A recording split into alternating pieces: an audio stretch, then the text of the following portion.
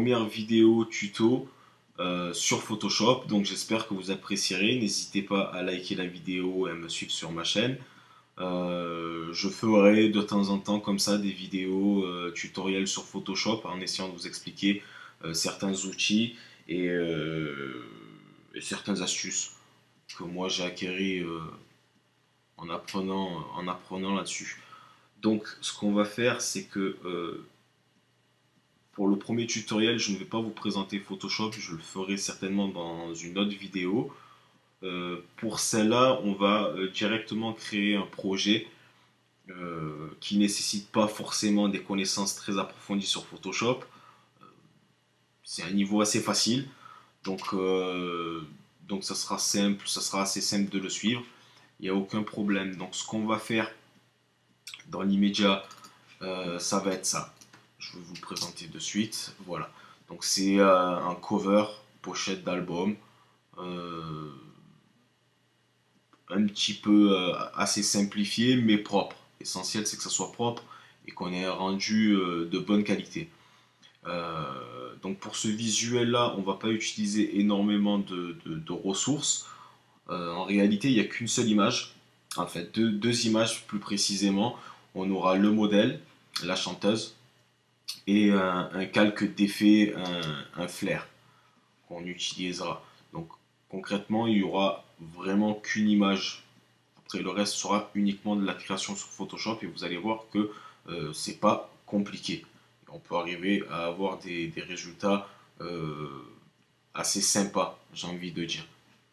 Donc pour ça, je vous mettrai à disposition sur la vidéo le PSD fini, ainsi qu'un fichier ressources avec les ressources images, donc là en l'occurrence le modèle, le flair, ainsi que la police d'écriture. Alors, d'abord pour ceux qui aimeraient prendre eux-mêmes leur photo, avec un petit peu ce rendu de lumière, je vous ai fait un petit croquis sur internet, donc on va aller voir ça de suite. Voilà, qui explique un petit peu la position des lumières pour avoir le rendu de la vidéo. Donc vous voyez, ça je vous le mettrai aussi, je vous ferai une capture d'image, comme ça vous pourrez la regarder plus en profondeur si ça vous intéresse. C'est pas très compliqué, ça demande pas énormément de moyens pour avoir un rendu pas mal du tout. Donc on revient à notre projet.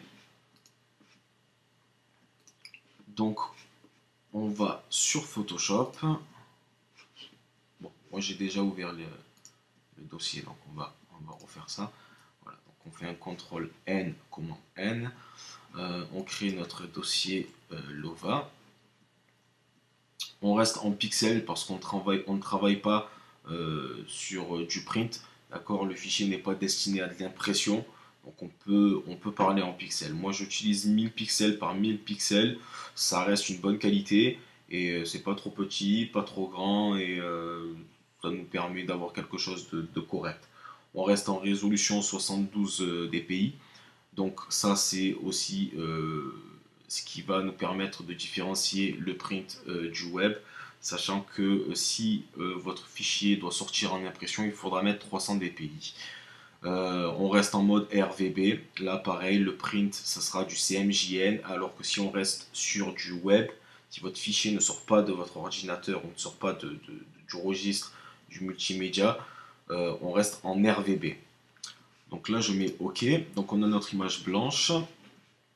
Très bien, on va importer notre modèle. On fait un import sur Photoshop. Alors, là, on enlève le cadenas. Voilà, et on fait glisser. On fait glisser notre fichier sur notre cover. Alors, là, vous voyez que l'image n'est pas cadrée dans notre fichier. Donc il va falloir recadrer l'image. Pour ça, il va falloir étirer l'image. Malheureusement, je ne sais pas si vous pouvez le voir, l'image est déjà assez pixelisée. Donc si on étire l'image, on va la pixeliser encore plus, donc on va dégrader l'image. Mais je vais vous donner une petite astuce pour essayer d'atténuer justement cette dégradation. Donc là, on recadre.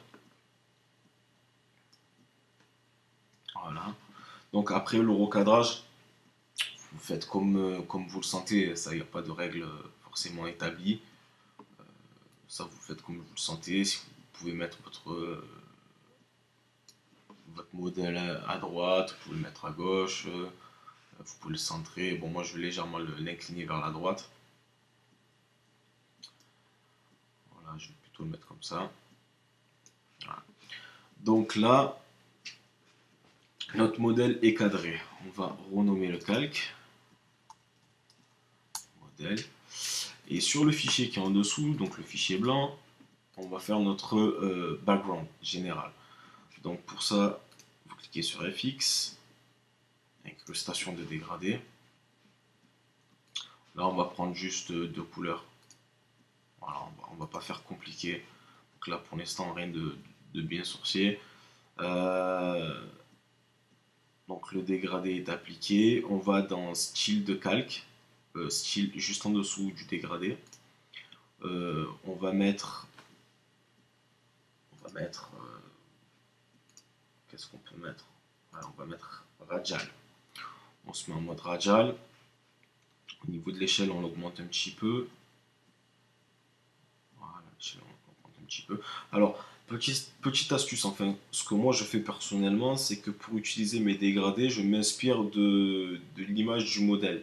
C'est-à-dire que là, les lumières sur le modèle, ça reste du rose et du bleu.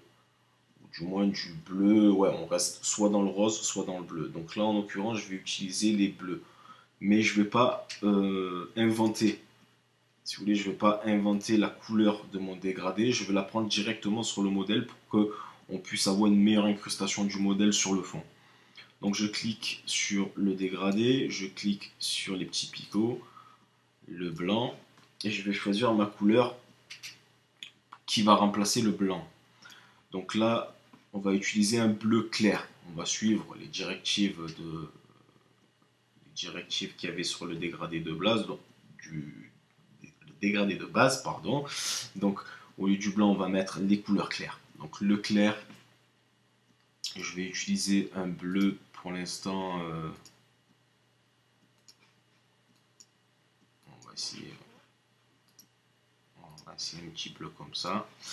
Et pour le noir, donc le foncé, on va choisir un bleu beaucoup plus profond qu'on va choper sur l'image du modèle. Donc, on va essayer de trouver ça. Voilà, on va essayer de le faire comme ça. Voilà, on va essayer de le faire comme ça. Après, vous ajustez, vous voyez en fonction de ce que vous voulez. Photoshop, il n'y a pas de règle établie, ça reste de la création pure. D'ailleurs, c'est ce qu'on va essayer de démontrer sur cette vidéo, que avec pas forcément énormément de base, on peut commencer à créer des choses sympas et que le principal outil de Photoshop, c'est votre créativité. Donc une fois que notre dégradé de fond est fait, d'accord, on va essayer de rectifier la qualité de l'image du modèle qui est un petit peu pixelisée, vous pouvez le voir. Donc petite astuce, ce que moi je fais personnellement, c'est que à chaque fois que je vais essayer de modifier mon image principale, j'ai pas envie de me manquer revenir en arrière. Même s'il y a l'historique, ça dépend comment vous avez configuré votre Photoshop, l'historique peut être limité. Donc ce que je fais par mesure de sécurité toujours, c'est que je fais un commande J ou un contrôle J, je duplique mon modèle en fait. Comme ça, si j'ai un problème, je pourrais revenir sur mon image de base. Donc sur cette image là, je vais appliquer, alors malheureusement ça c'est que sur le CS6, sur les CS5 et tout, je crois qu'ils n'y sont pas du tout, mais on va utiliser l'outil Oil Paint. Excusez pour mon anglais. Voilà. Et là vous voyez, alors, normalement quand vous arrivez sur cet outil, c'est plus ou moins, voilà, c'est plus ou moins comme ça. Voilà. Nous le shine, on va le mettre à 0. On va s'avancer. Vous voyez déjà qu'il y a beaucoup moins de pixels. Après, c'est à vous d'ajuster en fonction de la taille de l'image, en fonction de la qualité, ne pas trop dégrader non plus. Et essayer d'avoir le juste milieu. Donc ça, il faut tâter, quoi. Hein. Faut tester, faut regarder. Donc, moi, pour là, le stylization, je mets 1,39, ça ira. Et le cleanliness, je vais mettre 6,2. Donc, une fois que ça c'est fait, je fais sur OK. Alors, vous voyez, ça m'a un petit peu foncé l'image, ou du moins, ça m'a pas,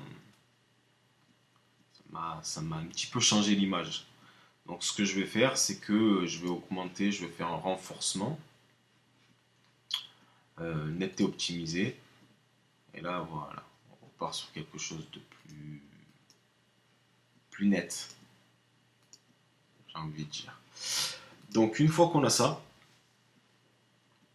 on a plus ou moins la base du projet. Après, on va peaufiner et améliorer afin de mieux incruster le modèle dans le fond, afin que ça soit plus propre.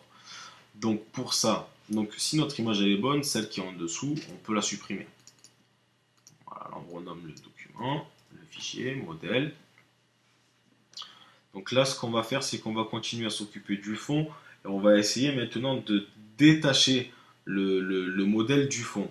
Alors pour ça, on va faire comme s'il y avait un flash derrière le modèle, on va éclaircir on va mettre comme un halo central derrière. Vous allez voir ça. Donc là, je le fais devant, mais après, on le positionnera derrière le modèle. Donc je mets Light.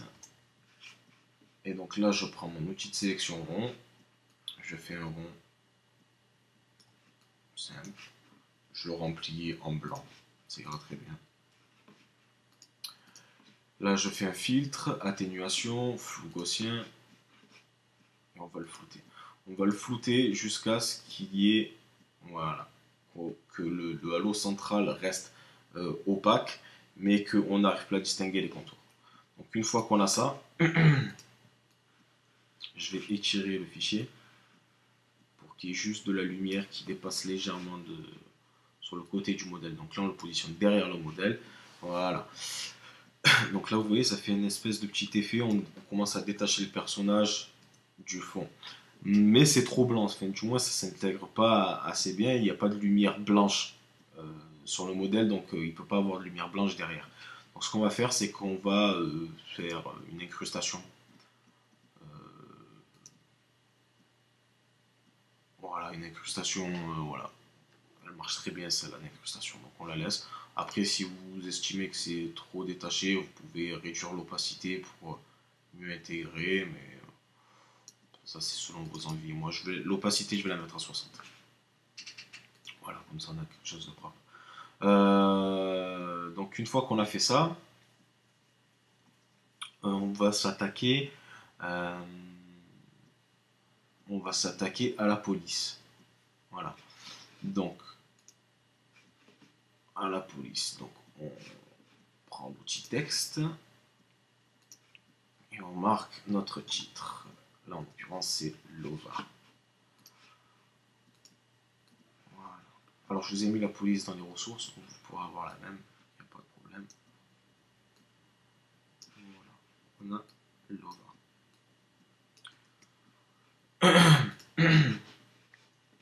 Centré.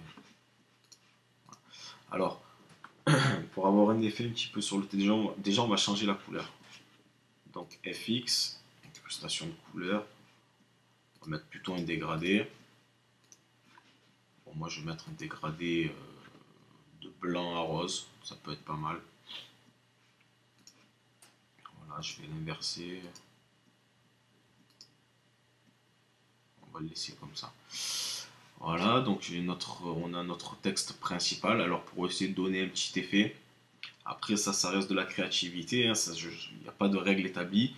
Par exemple, au lieu du A, histoire d'avoir un petit effet sur le texte qui peut être sympa, qui peut rendre notre texte unique, c'est que on va remplacer par le A, on va mettre un V comme là, mais on va l'inverser, tout simplement. Il n'y a rien de n'y a rien de compliqué là-dedans. Donc, on duplique notre calque. On fait un V. On le met là, à peu près. Bon, malheureusement, là, ça fait un A, mais ça fait notre B. Donc, on va l'inverser. Édition, transformation, symétrie, axe vertical. Voilà. Ça, on le reprend. On essaie de bien le caler. Et on recentre. Et donc, vous voyez, concrètement, on n'a pas créé grand-chose, mais on arrive à faire des choses pas mal. C'est-à-dire qu'au niveau déjà du texte, juste en inversant, en remplaçant le A par un V qui est inversé, on arrive à avoir une police plus ou moins unique. Comme quoi, ça ne demande pas énormément d'efforts. Donc, une fois que le LOVA est fait, on va mettre le titre dans le haut, enfin le nom de